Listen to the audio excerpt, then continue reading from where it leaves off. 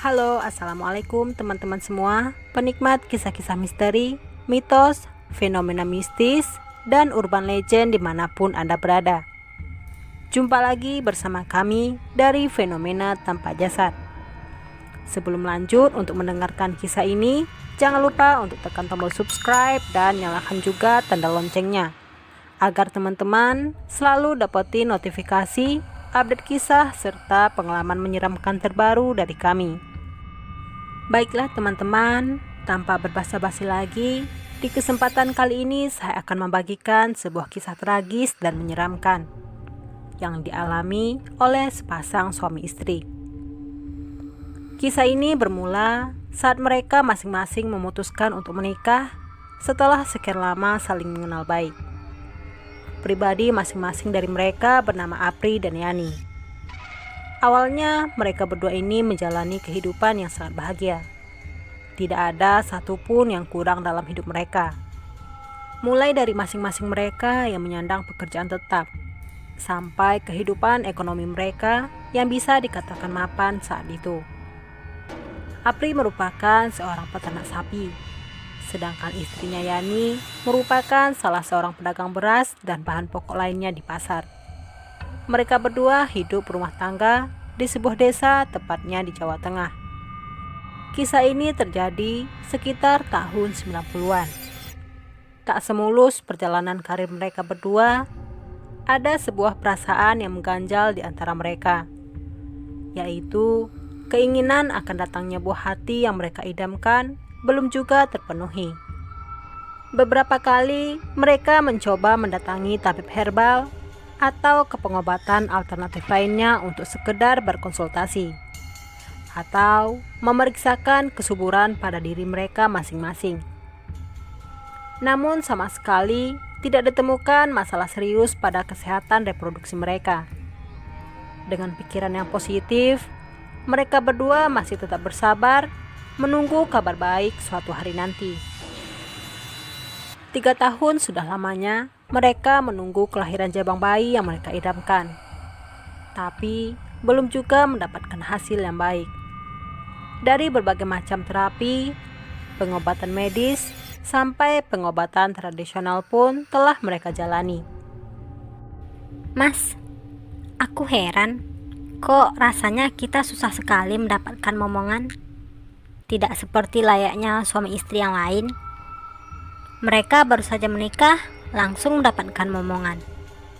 Padahal bapak dan ibuku sudah sangat mendambakan kehadiran seorang cucu. Aku malu setiap kali mereka bertanya tentang itu. Atau jangan-jangan kamu mandul ya, Mas? Ucap Yani seolah menyalahkan suaminya itu. Enak saja kalau ngomong. Seharusnya kamu sebagai seorang istri yang lebih introspeksi diri. Jangan main tuduh. Atau jangan-jangan kamu sendiri yang mandul. Dan kamu hanya mencari alasan untuk menjadikan aku sebagai kambing hitam untuk disalah-salahkan. Sudah. Lain kali kalau ada waktu kita cek lagi ke dokter kandungan. Dan cari jalan keluarnya. Balas Apri dengan nada emosi. Semakin hari, konflik antara mereka semakin sering terjadi dengan permasalahan yang sama. Semua saran dari orang-orang tentang kesuburan telah mereka terapkan. Sampai suatu sore, mereka mendengar kabar bahwa tetangga yang berada di samping rumahnya telah melahirkan anak keduanya dengan selamat. Setelah anak pertamanya laki-laki, kini kelahiran anak keduanya berjenis kelamin perempuan. Pertengkaran antara Apri dan Yani pun kembali terjadi. Beberapa kata-kata kasar dan umpatan dilayangkan, yang ujung-ujungnya berakhir dengan saling tuduh bahwa salah satu dari mereka ada yang mandul. Pertengkaran tersebut diakhiri dengan perginya Apri yang entah kemana, dengan guratan marah terpampang jelas di wajahnya. Dengan perasaan yang masih tidak menentu pada dirinya, kemudian Yani pun memutuskan untuk pergi menjenguk tetangganya yang baru saja melahirkan itu. Dia sangat berharap akan mendapatkan suatu titik terang tentang permasalahan yang sedang dialami. Sambil dibawanya beberapa buah tangan, Yani yang sedang berkunjung Lalu dia mengambil tempat duduk di samping ranjang tetangganya tersebut. Di sana terlihat seorang bayi perempuan mungil telah terbungkus oleh kain bedong di badannya. Dengan malu-malu bercampur sungkan, Yani memberanikan diri mendekatkan wajahnya ke telinga tetangga yang baru saja melahirkan tersebut. Sambil bertanya lirih, Mbak, sudah lama rasanya saya pengen punya anak, tapi usaha kami belum juga membuahkan hasil. Gimana ya Mbak caranya supaya cepat dapat momongan? Saya sudah capek jika setiap hari harus bertengkar terus dengan suami saya hanya karena masalah itu. Semua cara sudah kami berdua coba, tapi hasilnya masih saja nihil Mbak. ujar Yani sedikit mengeluh. Oh begitu. Yang sabar Mbak, mungkin belum saatnya saja punya momongan. Saya dulu juga seperti itu Mbak.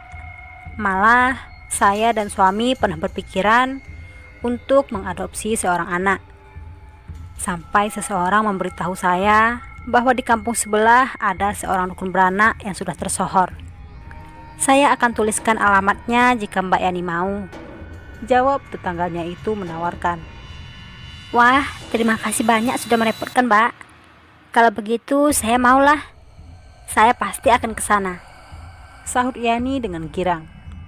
Ini Mbak alamatnya. Dicoba saja ke sana. Siapa tahu cocok. Imbuh tetangganya kembali sambil menyodorkan sebuah kertas yang telah berisi alamat. Tak beberapa lama kemudian, Yani memohon pamit untuk pulang. Sesampainya di rumah, dia mendapati suaminya telah tertidur di sebuah sofa di ruang tamu. Sambil menghela nafas, Yani menuju ke kamarnya dengan perlahan, agar dia tidak mengganggu serta membangunkan suaminya yang sedang tertidur lelap. Dia sangat khawatir kalau pertengkarannya tadi sore akan terulang kembali jika sampai suaminya terbangun. Keesokan paginya, dengan bergegas Yani segera mencoba pergi menuju ke alamat yang diberikan oleh tetangganya semalam. Dia pergi tanpa sepengetahuan suaminya. Dengan usaha dan susah payah, akhirnya dia berhasil menemukan alamat yang dimaksud. Tak menunggu lama, Yani segera mengetuk pintu rumah tersebut. Permisi, apa ada orang di rumah? Merasa belum juga ada jawaban dari yang punya rumah, Yani sekali lagi mencoba mengetuk pintu rumah tersebut dan mengucapkan salam dengan lebih lantang.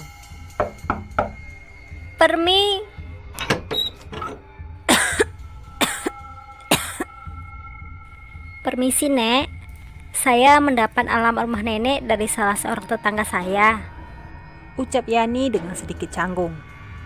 Di sana dijumpainya seorang wanita tua yang sedang mengunyah sirih. Tak menunggu lama, Yani segera mengutarakan maksud dan tujuannya datang ke situ. Perbincangan di antara mereka cukup lama terjadi. Seakan mengerti semua keluh kesah yang dirasakan oleh Yani, beberapa saat kemudian, wanita tua tersebut berjalan masuk ke sebuah bilik rumahnya untuk mengambil dan memberikan beberapa ramuan tradisional kepada Yani. Kemudian wanita tua tersebut memberikan terapi pijat dengan beberapa pijatan yang telah mahir dikuasainya.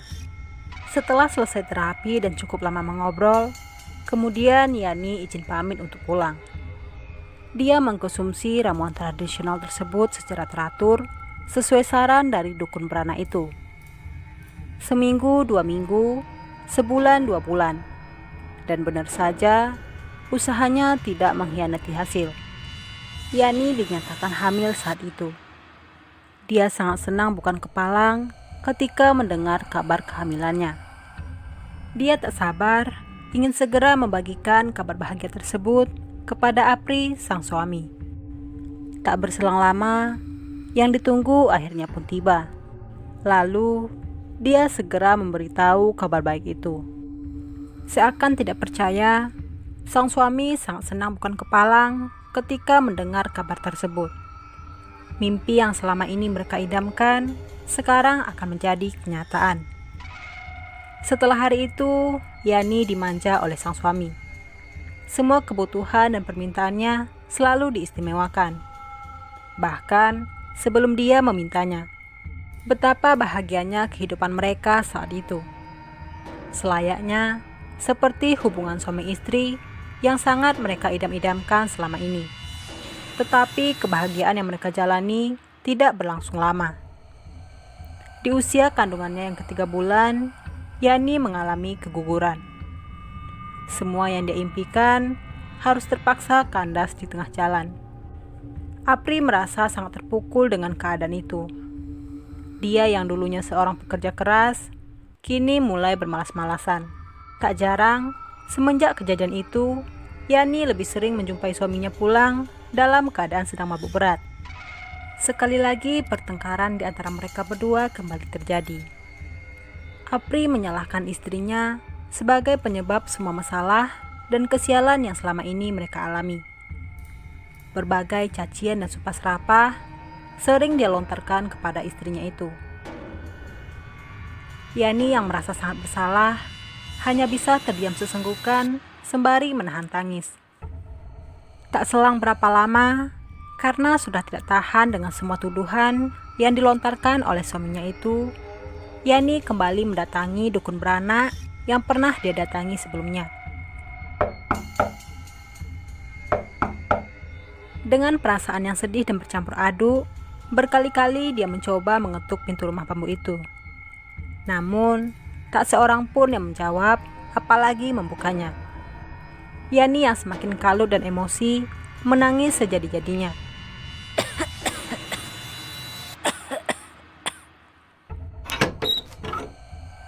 Tak lama kemudian, terdengar suara terbatuk dari dalam rumah.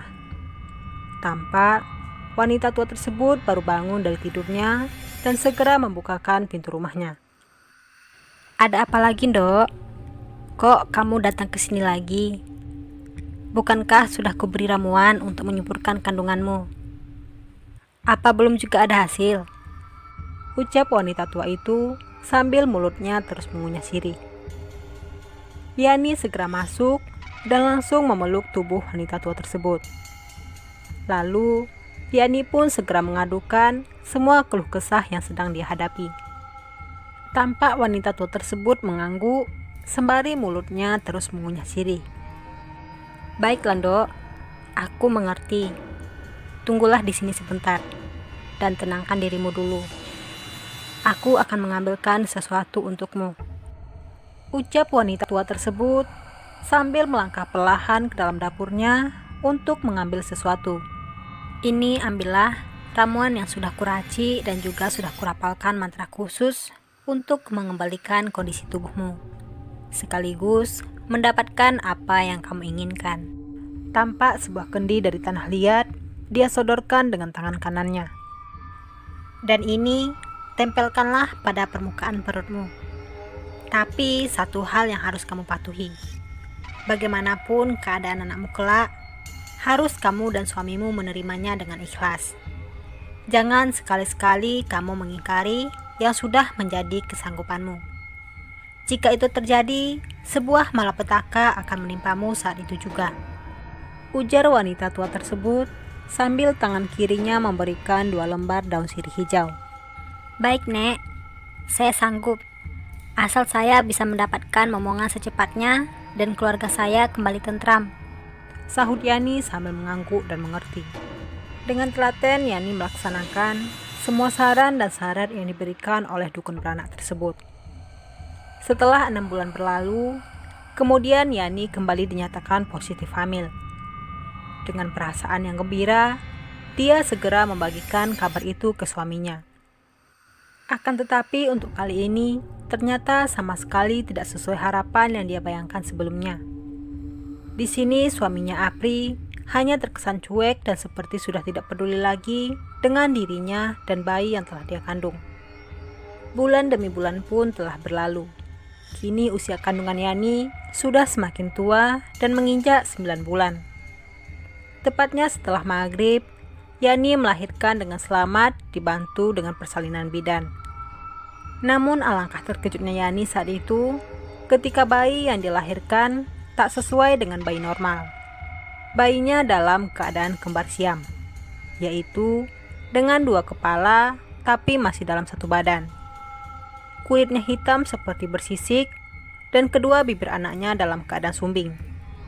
Melihat keadaan anaknya yang seperti itu, Apri sangat marah dan semakin emosi.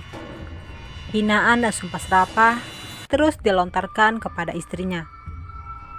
Menurutnya, Yani telah gagal menjadi seorang istri.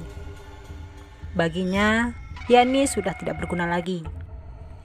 Dengan rasa emosi yang memuncak, Apri meninggalkan dan mengancam akan menggugat cerai istrinya Yani yang baru saja melahirkan tersebut dengan secepatnya, supaya dia bisa dengan cepat mencari pengganti Yani yang lebih pantas dijadikan istri. Dalam keadaan yang tidak berdaya, tak banyak yang bisa Yani lakukan. Semua ini gara-gara kamu, anak cacat. Aku harus kehilangan suamiku dan merelakan keluargaku hancur. Di tengah keputusasaannya, Yani berpikir bahwa anak itulah penyebab nasib-nasib sial yang telah dialami, sekaligus penyebab kerusakan rumah tangganya dengan Apri. Dengan perasaan yang marah, lantas dia mengubur hidup-hidup kedua bayi siam yang baru saja dilahirkannya itu tanpa rasa iba sama sekali. Dia menguburkannya pada malam hari di belakang kebun rumahnya tanpa menggunakan sehelai kain pun. Dari sinilah semua malapetaka itu terjadi. Bayi siam yang dikuburnya itu berubah menjadi makhluk haus darah yang menuntut balas setiap wanita hamil sebagai ibunya yang telah bersalah kepadanya. Menurut masyarakat, setelah waktu maghrib muncul sesosok makhluk kerdil berupa bayi berkulit hitam bersisik, memiliki dua kepala yang disebut dengan bayi bajang, atau dengan kata lain disebut dengan bajangkrek, karena di setiap kemunculannya selalu didahului dengan suara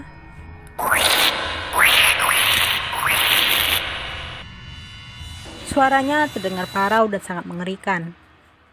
Menurut rumor yang beredar, makhluk ini selalu muncul sehabis waktu maghrib dan malam hari. Dia selalu mendatangi wanita-wanita hamil, terlebih lagi wanita hamil yang usia kandungannya masih di bawah 3 bulan. Sebut saja Minah. Dia adalah seorang wanita yang baru saja hamil anak pertamanya. Malam itu dia sangat lelah karena faktor bawaan hamil. Sampai-sampai dia lupa belum menutup pintu rumahnya. Saat itu dia sedang tinggal sendiri karena suaminya masih bekerja dan akan pulang sehabis Isya. Tak lama kemudian, perlahan terdengar suara berisik dari semak-semak kebun belakang rumahnya. Suaranya terdengar kencang dan parau. Dengan rasa penasaran, dia berusaha mengintipnya. Perlahan sebuah pemandangan yang mengerikan dilihatnya. Sesosok makhluk kerdil mirip bayi berwarna hitam, berkepala 2, sedang merangkak dengan cepat menuju ke arah kandungannya. Seketika Minah langsung kaget dan terjatuh. Dia yang merasa panik saat itu berusaha meraih sapu gerang dan tanpa sengaja memukulkannya ke arah makhluk tersebut. Dan seketika itu juga makhluk itu lari kesakitan sambil mengeluarkan suara paraunya. Dan kemudian makhluk tersebut berlari ke dalam semak lalu menghilang. Lain Minah, lain pula si Sari. Dia tidak seberuntung Minah. Bahwasanya dia ditemukan telah tewas dengan perut yang sudah bolong akibat cakaran dan kondisi janinnya yang sudah tercecer di lantai. Menurut kepercayaan masyarakat setempat, bajangkrek akan mengira bahwa ibu yang sedang hamil itu adalah ibunya dan berusaha kembali masuk ke rahimnya dengan cara merobek perut dan mengeluarkan janin di dalamnya. Setelah merasa bukan ibu yang dia cari, sosok itu kemudian pergi untuk mencari orang yang sedang hamil lain, untuk mendapatkan rahim sebagai tempat tinggalnya. Begitulah seterusnya. Setelah lama menghilang, terdengar kabar bahwa si Yani ditemukan tewas dengan kondisi serupa, yaitu dengan perut berlobang dan janinnya yang tercecer di lantai hasil perkawinannya dengan suami barunya. Sedangkan si Apri tidak pernah lagi diketahui kabar rimbanya. Namun yang pasti, makhluk misterius yang pernah menjadi malapetaka di tahun 90-an itu masih ada sampai sekarang. Dia diberi nama Bajangkrek atau bayi bajang. Bajangkrek menjadi salah satu hantu fenomenal pada masa itu dan menjadi salah satu urban legend yang sangat mengerikan pada masanya. Tidak ada seorang pun yang tidak kenal sosok tersebut. Terlebih lagi bagi masyarakat di Pulau Jawa. Walau tidak menutup kemungkinan sosok hantu ini bertempat tinggal di seluruh pelosok Nusantara, termasuk tempat di mana saat ini Anda tinggal. Oke teman-teman semua, sampai di sini dulu kisah urban legend dan kejadian mistis kali ini dari fenomena tanpa jasad. Semoga teman-teman dapat terhibur dan bisa mengambil hikmah serta nilai positif yang terkandung dalam kisah yang kami bawakan. Untuk kisah-kisah misteri lainnya, silahkan pantengin terus channel ini ya. Dan jangan lupa untuk tekan tombol subscribe, like, comment, and share-nya. Biar kami makin semangat untuk membawakan kisah-kisah berdasarkan kisah nyata yang benar adanya dari berbagai narasumber. Jika teman-teman sedang mendengarkan kisah ini, pastikan lampu menyala dan tidak dalam keadaan sendiri. Karena bisa jadi Anda tidak sendiri. Terima kasih. Salam keramat, satu nyali tanpa jasad. Wassalamualaikum warahmatullahi wabarakatuh.